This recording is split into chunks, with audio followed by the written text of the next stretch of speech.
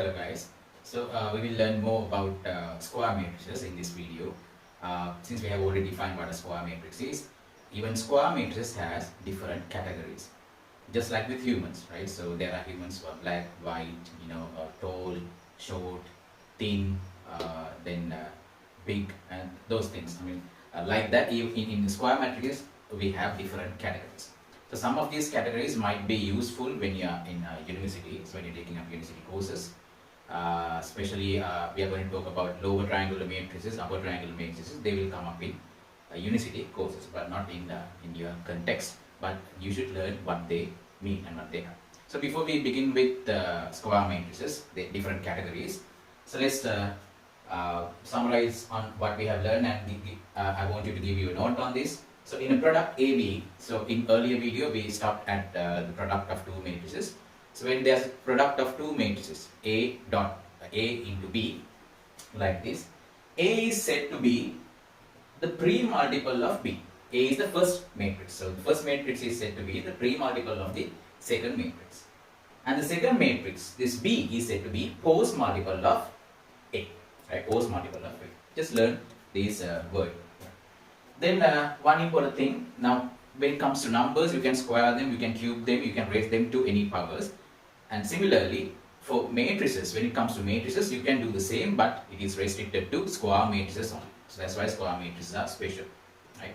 And then we are going to learn about determinants, right, in the next video, and you will learn that determinants can be found or can be evaluated on square matrices only, right? It's specially dedicated to square matrices. So square matrices are very important. So if A is a square matrix, A squared, A cubed, or A raised to n can be defined. So keep that in mind. So in questions you might come across equations in matrices, right? So quadratic equation in matrix, cubic equations in matrix. You can come across these different kinds.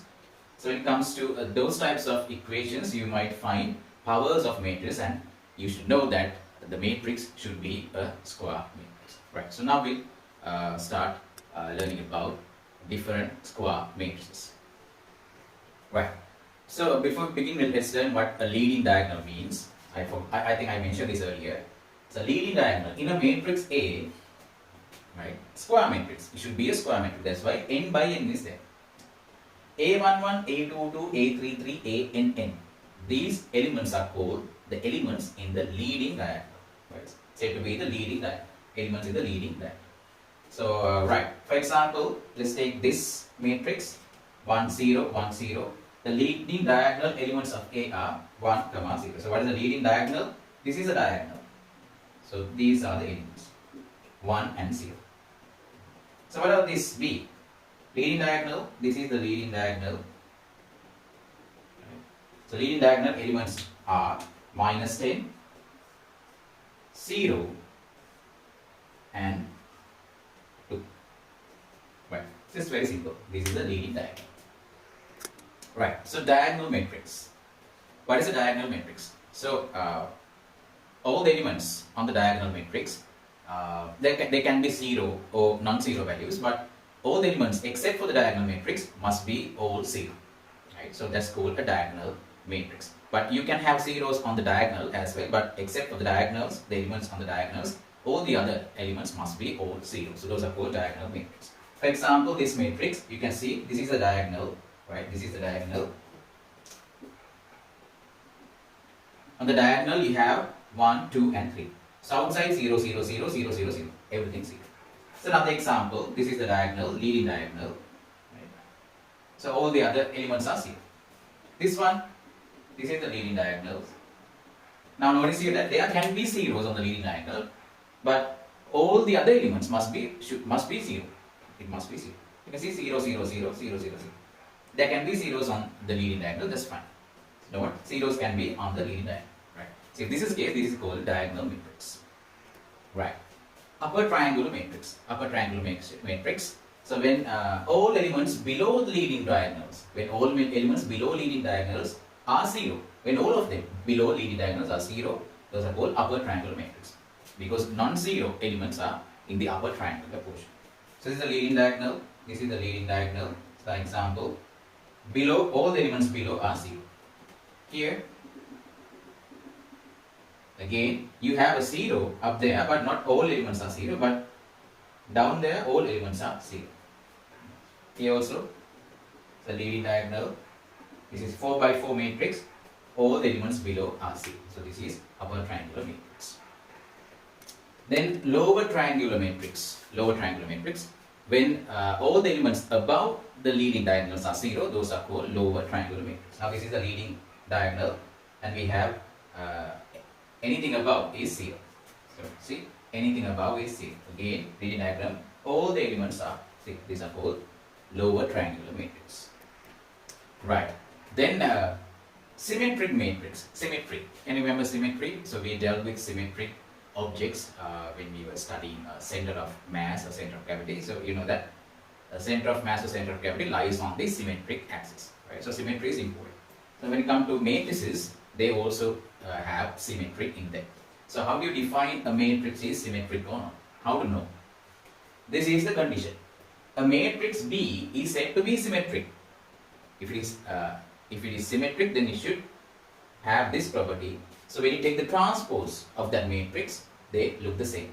Right? So B must be equal to B transpose. T is B transpose. Now let's look at this example. This is an identity matrix. As you can remember, identity 1, 1, 0, 0. Identity matrix 2 by 2. Let's take the transpose. So what I'm going to do is, I'm going to pick a row and write in the first column. So first row, first column, 1, 0. Then second row, second column, 0, 1. Again, you get the same thing. So in this case, A is equal to 80. Symmetry. So what about this?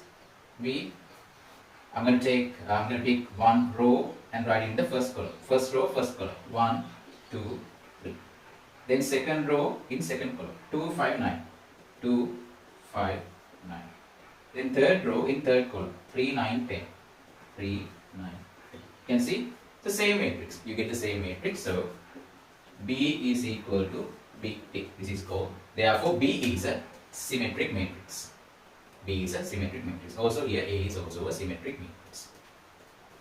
Skew symmetric matrix. So what is a skew symmetric matrix? A matrix B is said to be skew symmetric if B equals minus B transpose, or B transpose equal to minus B. Nothing different here. There's only a negative sign in front of BT or in front of B. Now let's look at this. Right. So A is given. Now notice here, in skew symmetric matrix, they have this property. The leading diagonal elements are all 0. Leading diagonal elements are all 0. Otherwise, this will not happen. Okay. So what will happen?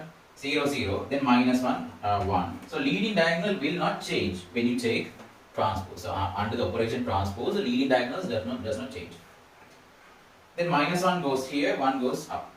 1 minus 1. Okay. Now if I take factor out a minus 1, right, minus 1, then what do you get? If I factor out a minus 1, you have to multiply each element by negative 1. Then 0, 0 stays the same. This multiplied by negative 1 becomes negative, and this becomes positive. Now what do you have here? You have the same matrix A. So 80 equals minus this is A. So it's skew symmetric. What about this one here? You write the leading diagonal, they are all 0. Then swap them. Minus 2 goes to plus 2. Minus 2, 2. Minus 3, plus 3. Then minus 9, plus 9. Here minus 9. Oh, sorry. Now if I factor out a negative sign, then what will I get? So this becomes 0, minus 2, minus 3. This becomes plus 2, 0, minus 9, and plus 3, plus 9, 0. Right. So you can see here that we have to put a negative sign here. So in this case, B transpose equal to minus, this is B. The same matrix, this is B. So if this is the case, then those matrices are called skewed symmetric. Right. So that's the end of this video. In the next video, we'll learn about determinants. Okay, thank you.